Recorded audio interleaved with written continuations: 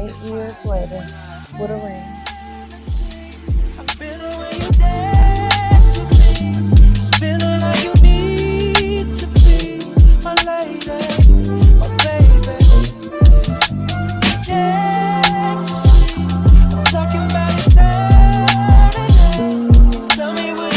That's simple. Right. What about you? What you think? What you thinking? I know you agreed to that bedroom because you got a little excited when I said that one.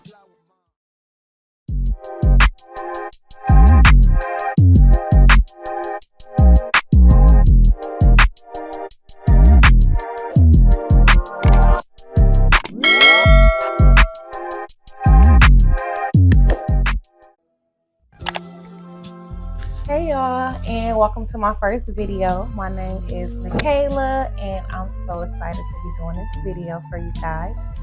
So for the first video, I thought I would do something special, and I brought along a special guest, which happens to be my man, my fiance, James Dayton. So we thought, like I said, that we would do something special for you guys. So for the first video, it's gonna be like a podcast episode. So what we're gonna talk about is life overseas. For those of you who don't know, James is a professional basketball player overseas. He'll go into brief detail a little later. And we've also been together for 8 years. So we just thought we'll talk to you guys about how we do it, how we manage, and what keeps us going. So let's get started. Thank you for having me on your first video. I'm honored. This is a long time in the making, man. We talked about this for years, and I'm glad that you finally went all the way through on it. So I'm excited and ready to get started and get that first drop. So we want to start with a little cheers. Cheers to the first video. Cheers to a lot of success, because we going up. Shout out to Pink too, man. We've been on this sparkling,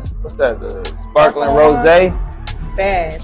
Yeah, we ain't even have it. The start of it, we was starting off drinking just like fruit wine, sangria. This was our first time trying this like sparkling wine like that. And we've been on it ever since. Yeah, when we first got here, we've been on it bad ever since, so. Jumping to the smoke. Cheers to your first video, baby. Yeah.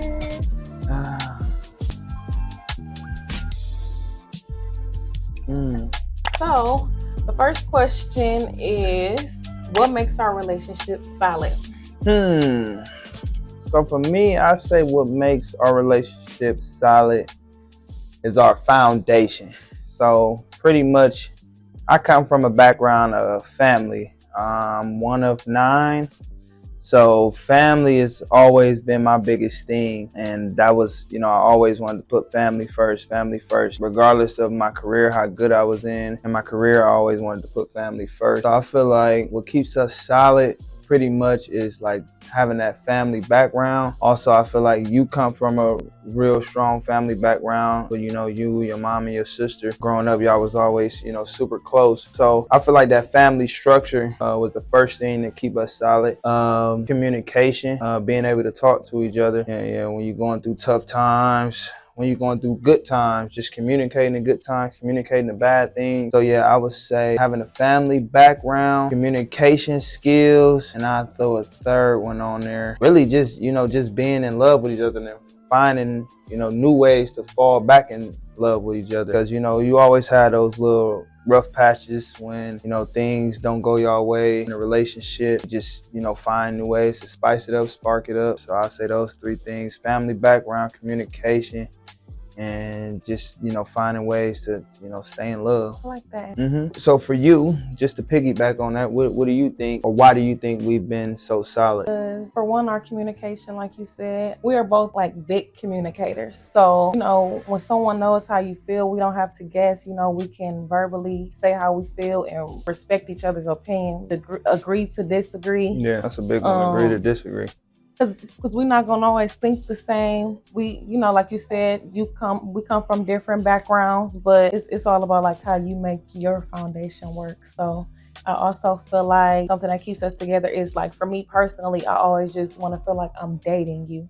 Like, yeah, we're engaged, we have a kid, we've been together for 8 years, but like, I should always feel like we're dating. I always want to feel like I'm your girlfriend, even when I'm your wife, or like you still trying to, get me or pursue me, even though you already got me. Like, just never losing the spark that it took for us to get here, if that makes sense. Mm-hmm. So I feel like that can be a lot of things wrapped up into one. So I think I kind of simplified mine a little bit, but that's what's up. That's what's up. Go off with another one of your questions before I tap in with one of mine. So I'm gonna give you a little smoke. Gonna get into the smoke a little bit. So I'm gonna ask you, how do you manage to resist temptation?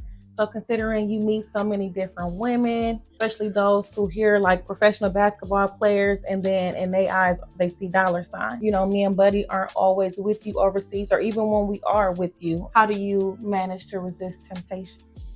Well, I'll say the biggest help for me resisting temptation has been, like you said, having a kid, having our child, just, learning from the mistakes that people in my family in the past made with their family. So trying to, keep my family as close knit as possible. So I would say, the birth of our son was one of them. Probably my biggest thing that I do to resist temptation is the video game. Like, as much as you probably don't like it, how much I be on it, like, it's the video game, y'all. Like, I that's all I do, man. I go hoop. Obviously, I'm in the gym half of my day, but the other half, I love to sleep. Sleep is key, and video games. So I'll be, on the game all day, 24/7 if I could.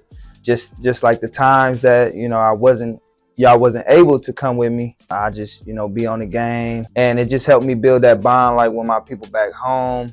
Being overseas, like, that's the hardest part when you're away for so long, away from your people. So, like, when I'm on the game, I get to talk to my brothers, and we don't just play the video game. Like, when we on the game, like, we talk about everything, like, to relationships, to life, to how's life going, to sports, to everything on a video game while we playing. So I would say, yeah, the biggest thing for me first is, just keeping my family together. So I would say my son, video gaming, and then the last one is sleep. Like, I love my sleep. So shoot, whenever I'm overseas, I'm either in the gym, sleep, or playing the game. Like, from time to time, you're gonna go out with your friends and stuff, and I wouldn't lie, it's tempting. Everybody, get temptations, but when you think at the end of the day, like, is this really worth, risking my whole family over? Is it really worth risking my career over? Because in a sense, like, it's hard to focus on your career, without your family. Like, that's tough. So yeah, I would definitely say, my son, video gaming, and then sleep. Those are the three biggest things I could say. And not only that, but when you got Kay, you don't need nobody else. Of course. Being in love also helps. But you wanted me to, get a little detailed answer, a little thought out, a little more. That's simple. Like, and I got the, best in the game, baddest in the game. And that's a period. That makes it a lot easy too. So. But okay, since you jumped into a little smoke about that, I want to ask you, what is your toughest, or how do you balance life overseas, being away from family and everything, to just come live with me? I feel like now that I'm 3 years in, I believe, it's easier. When I first came overseas, like, I was I was not fresh out of college. Well, that's when I visited you for 30 days. Yeah, you visited for a month. That's why I was gonna say 3 years, but I guess you're talking about living years while you living, over here. So as far as living wise, when we first came overseas, that's when we just had Buddy. Buddy was like 3 months old. I feel like it was bittersweet for me. And the reason I say that is because, having a baby is like, it's a life-changing experience, as you know. And so just a little backstory. We had our son in March. James was still in the middle of a season playing in France. So I had the baby. He was able to stay for a week. And then he had to go back overseas because I just and sorry to cut you off, but I also got hurt that year. Mm-hmm. So I was only able to come home really because I got hurt. So it kind of like all worked out perfectly, because if I was playing, they probably would have let me come home for a couple days. But since I was injured and just rehabbing, then they let me come home all the way for a whole week. So that was good. Yeah, so he got to stay for a week, and I just remember he's the oldest of 9 siblings. I'm the total opposite. I'm the youngest of like 6 kids. So I never changed a diaper prior to my baby. I never really watched kids. Like, I didn't watch my nieces and nephews until they could walk and talk and feed themselves. So it was rough for me. I had my mom. We had James's side of the family, which is a huge village as well. But it's not the same. And I hate to sound like ungrateful, but it's just not the same when your partner that you made the baby with is not physically there. So to piggyback on his question, when we first went overseas in France, I was happy because I'm like, yes, now we can finally, have our family life. Like, this is the one I made the baby with. This is who I want to raise the baby with. You know what I'm saying? I don't want him to, we in Milwaukee and he in another country. Like, that's never what I envisioned for our family. So it's kind of rough because, like I said, I want everybody, present and buddy, like both sides of the family. But obviously, if I could choose, I wanted to be with you. But like I said, it was hard not having that village. Like, if he's at an away game or he had practice twice a day or he just had practice and now he has to nap, like, everything was on me. It wasn't no dropping the baby off to nobody. It wasn't no, like, if the baby, like, whatever the baby needed and James wasn't available, I had to be all that and then some. I couldn't, like, if James is gone but I need a nap, oh well.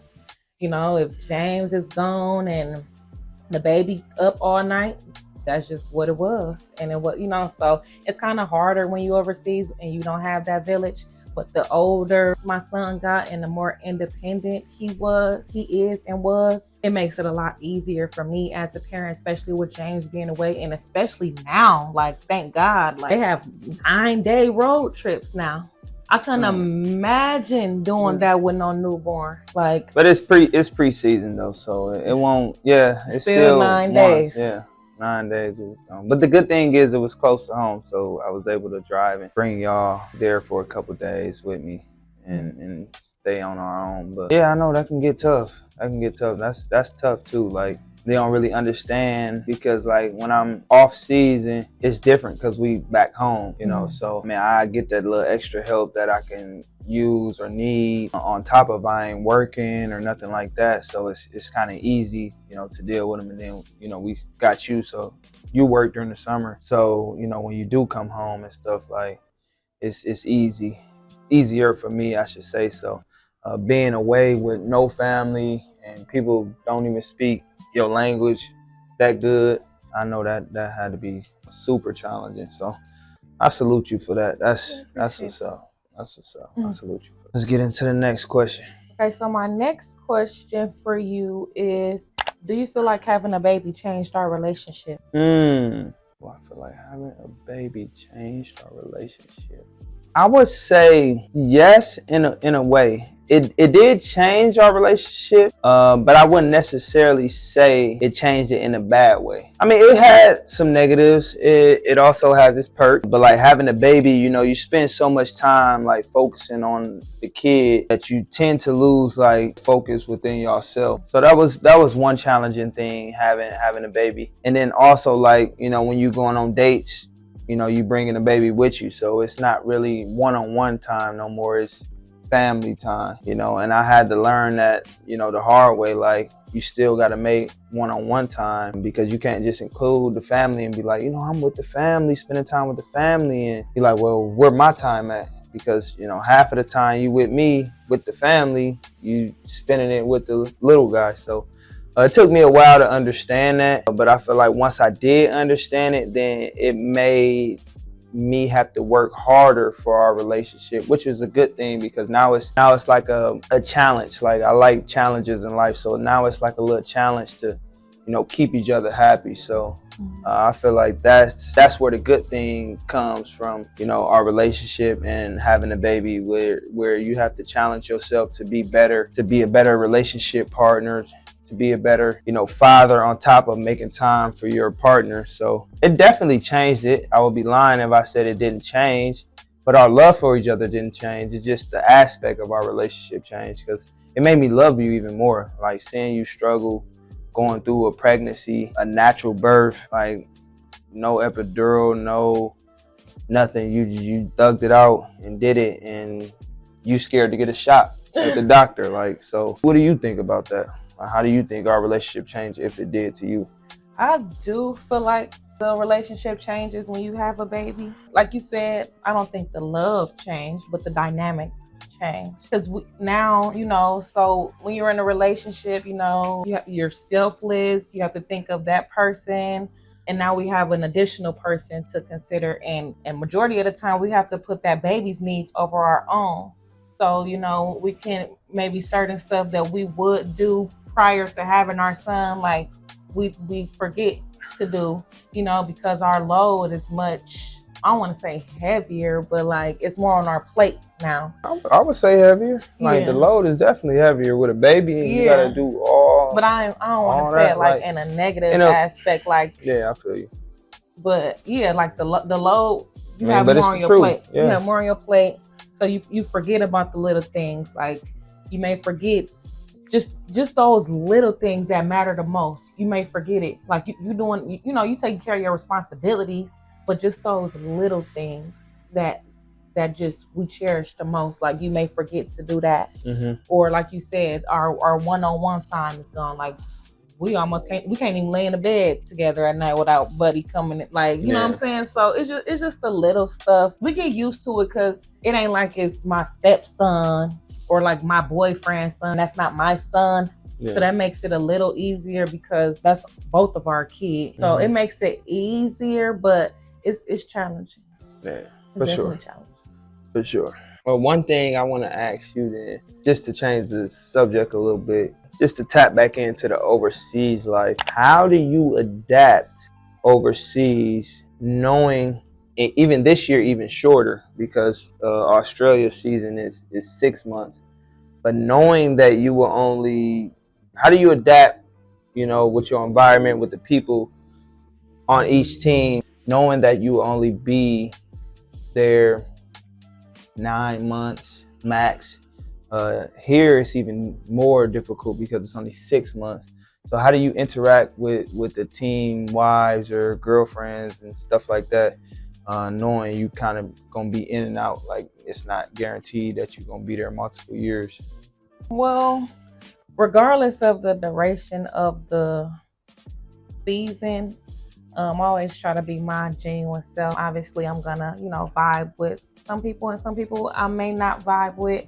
But at the end of the day, I'm always gonna keep it professional because this is my fiance's job. So I mean, I've built some bonds overseas for sure. Don't get me wrong. Shout out to Bree. That was my first friend in France. And that was my girl. Yeah, shout out to Bree. She made that year super fun and easy. Easy. Yeah. So, like I'm always just gonna be my genuine self. If we vibe, I love it. Like, I'm a vibe with everybody regardless, but if we stay friends and like really build a real, sisterhood, I'm all for it. Because just because we're not at the same place at the same time don't mean we can't be friends. But even if it's just a quick, we vibing while we in the same country and it was nice knowing you once we leave, I'm okay with that too. Like, I'm always respect everybody. As long as they respect me, I'm gonna respect them. I kind of stay to myself because I don't really like to let people in my space without knowing that you're gonna be here for the long haul. I really don't like to waste my time if I don't feel like you're gonna be around. Yeah, to answer your question, I'm gonna just be me, and I'm gonna respect everybody. I'm gonna keep it professional. And if it goes further than us just being, partners, wives, or girlfriends, that's great. And if it doesn't, it's still gonna be good vibes regardless. Let's move into the next segment. So for you, I'm gonna ask you, so how do you juggle family and work life while we are overseas with you? So do we distract or motivate you? And when I say we, I'm referring to myself and our 3-year-old son. It's very difficult, to be honest. I may make it look easy at times, but it's very difficult. And it's a little bit of both. You don't want to really say distraction, but it distracts me from certain things, like extra gym time, because it's like you give or take. You either want to spend family time or work extra hours on your craft and stuff like that. So distraction, I wouldn't necessarily use that word. I would more so use as time consuming instead of distraction. And then motivational, definitely very motivational, because I mean, y'all the reason I do it. So, you know, having y'all here, it just make me, you know, so comfortable. Like, I don't have to worry about FaceTiming, worry about what's going on, what buddy need, what you need, who doing this, who doing that when y'all away, and I'm having to juggle all that over the phone. Can't do nothing, all on FaceTime. And then, you know, when I got y'all right here, I know y'all straight, I know y'all good. I make sure, you know, groceries put up in the freezer, and this set up before I left, and this set up, so y'all don't need nothing. Like, y'all can just easily, bam, we leaving, we going to the store, we going to the park. Everything, you know, simple. Very time consuming, but very motivational. So I don't really know how I juggle it or how I balance it. I just find what works for me. I just do what needs to be done to keep y'all happy. I do what I need to be done to keep y'all happy, and also got to keep myself happy, because if I'm not happy, I can't. If I'm not happy, I can't, you know, be the best dad I can be for both of y'all. So yes, it's very challenging, but I'm still learning every day, day by day, trying to get better at it. So I got a little smoke for you. So what are the most difficult challenges, I would say, or if not, if you don't want to do difficult challenges, just all the challenges of being long distance, because we were long distance for the first like 5 years of our relationship, 4 or 5 years of our relationship. So what are challenges of being long distance, and how do you think we found a way to overcome those challenges? Take a sip to that. So I feel like for me, the challenges of doing long distance is like feeling single in a way. Like when you overseas and me and Buddy at home, because little background, I'm in school. So during the first half of the year, I'm at home because I'm trying to get my degree, my second degree. And James is overseas, and we usually join him the second half of the year. It's hard for me because ain't nobody taking out the garbage. Ain't nobody taking me on dates. Ain't nobody pumping my gas. I don't have nobody to come rub my feet and my back after I done got up at 6 in the morning, took Buddy to daycare, went to work, left work, picked Buddy up, dropped him off, and then went to school, and then came home and had to do it all over again the next day. Like, I don't got nobody to rub my back or my feet. I gotta cook. We homeowners, so whatever has to be done around the house has to get done. I feel like what keeps us going is just having tunnel vision. Like, just like he always say, look at the bigger picture, see the bigger picture, and I can't stand it. Like, that irritates me so bad when he say that, but like it's true, but it's annoying to hear because that ain't what I be wanting to hear at the moment. Everything annoying when you don't want to hear it. So yeah, it'd be irritating. But honestly, like, it keeps us going. Like, me keeping in the back of my head, like, I know we only apart because I'm trying to do something for myself. I'm trying to obtain this degree. That's the only reason why we apart. We apart because he overseas grinding for our family to have a better life. Like, keeping the goals in the back of your head, it just keeps you going. It keeps you motivated. We just always say, like, it won't last forever. Like, I remember when we was waiting on times like this. We was praying on these times to be able to live together. You know, when I was still in the States, because I was finishing undergrad and he had already graduated. So he was in Latvia for his rookie year. Like, we prayed for times like this. So he, like I said, just keeping. That's crazy. That's crazy to think about. Yeah, like just keeping. We was really on the phone, like falling asleep on the phone because he's 8 hours ahead and he's in another country while I'm trying to finish undergrad. Like, we just always just told ourselves, like, it gets greater. Now we still going through our long distance. This is my last semester of school, y'all, and then we don't never have to do this again. Thank you, God, can we master's sit to degree? that? Yeah, master's degree on the way. Master's on the way. Mm-hmm. But yeah, that's personally what keeps me going. Just knowing like we apart because we grinding for a better life, not only for ourselves but for our sons. For me, to piggyback on my own question, I would say the most difficult things about like long distance, really, one of them is like the time, the quality time that you don't get, and you try to substitute that with FaceTime calls. Yeah, and excuse to cut him off, but y'all, we be doing like movie dates yeah, over I was gonna FaceTime. say movie night, like where you watch the movie on FaceTime and stuff like that. You got to do what works, but it's not the same as physical touch, physical presence. Like so you tend to have like petty arguments. Like so that was a thing that had a hold on us for years. Was them petty arguments over nothing. You remember we were nothing. Just looking at the messages from like 2017. Yeah, we looked at some messages like what we was 27 7 years, so we was like 20. And we was saying some arguing over some. I think it was like because I said like your hair looked at a certain way on the picture, something crazy like, and we just like in a real life argument talking about we finna be done and all this, and I'm like, if I find the messages, I'm a insert yeah, that, right? You gotta insert we them were on the video. So childish, like, and I'm like, dang, like we was that childish, like. Yeah, you got to start somewhere. So yeah, the petty arguments. I mean, obviously you want that physical attraction stuff that you need from, your partner. So those were the toughest things. But like I said, the things I did. I mean, before I had a son, it was just straight video gaming and gym because I was just trying to grind and get to where I'm at now.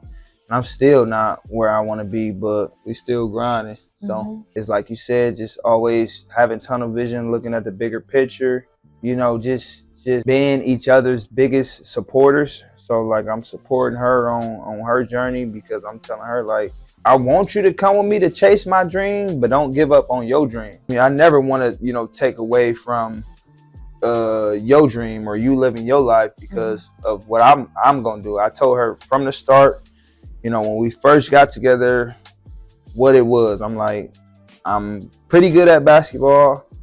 I'm sure I'm going to be a professional basketball player.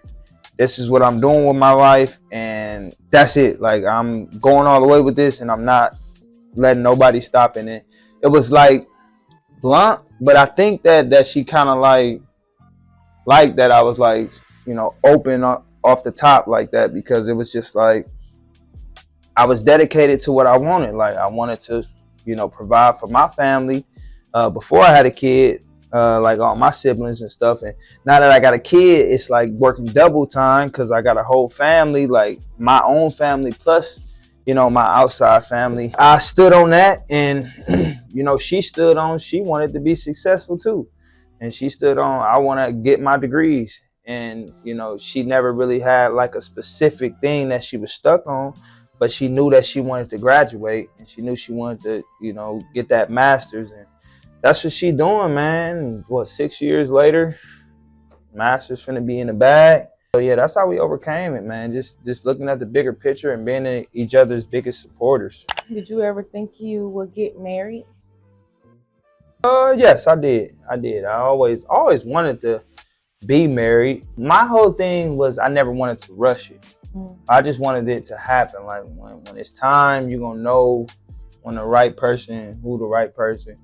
I just didn't want to rush it and then leave loopholes for error.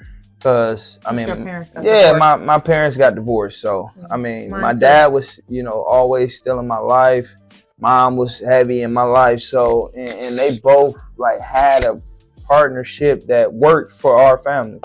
But they unfortunately got divorced. And it was tough watching, both parents go through that, especially my mom, because I was living with my mom. So that was one thing that kind of scared me from the marriage thing because I'm like, I don't want to make the same mistakes as my dad also I just don't want to have to go through a divorce because, you know, divorces, man, I've seen how it just rips through families. I always definitely wanted to get married. I just always wanted it to be the right moment because, like I said, what I witnessed, not only with my parents, but just family in general, and just, you know, the people that I look up to, what they going through and stuff like that. So it was always on my agenda, but like I said, I wanted to wait to the right moment and everything and find the right one. Yeah. So, what are your thoughts on outside opinions regarding our relationship? This kind of like a two-part question. So, do you allow others' opinions to dictate how you feel about me and or our relationship? This is a tough one. I would say it depends on who they are, and for me to factor in their opinion, but their opinion never dictates the decision I make. Like their opinion is not the trump card of the decision I'm gonna make. The deciding factor, I should say. Like it's people opinions that I value like strongly, but then it's like certain barriers that kind of block, you know, their full, you know, opinion because they're not in my situation or never been in my situation. So, you know, my best friend, Don, I know you're gonna watch this. Giving you a shout out. I value his opinion like no other. Like with anything, like sports, relationships, blah blah blah. But it only goes to a certain extent that I can, you know, let him know even everything that's going on within our relationship, because it gets to a point where like he's never been engaged. I'm sure he's never been in a relationship that's longer than 8 years, 7-8 years. So like he's been in a long-term relationship before, so I mean, he got some things, you know, that he can translate, but everything he can't relate to.